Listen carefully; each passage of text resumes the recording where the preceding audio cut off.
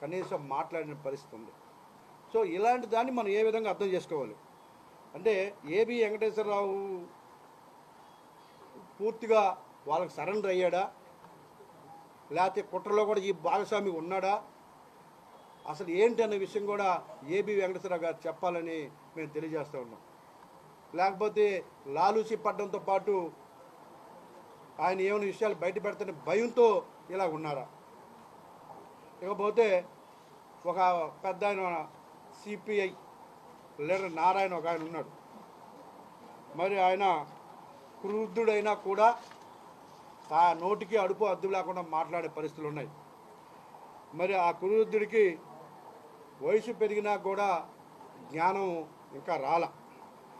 ఆయనకి మెదడు మోకాల్లోంచి అరికాళ్ళలోకి వచ్చి ఆ మెదడు అక్కడ చితికిపోయినట్టుగా ఉంది. ఆ మెదడు చితికిపోయి పిచ్చి పిచ్చిగా మాట్లాడుతూ ఉన్నాడు. బురదలో ఉన్నటువంటి పందిజోలికి ఎవరిని వెళ్తారా? సో నారాయణ కూడా అలాంటి వ్యక్తిగా మారారు. సో ఆ నోట్లో నోరు పెట్టడానికి ఎవరు కూడా ఇష్టపడరు. సో అలాంటి వ్యక్తి గురించి చాలా తక్కువ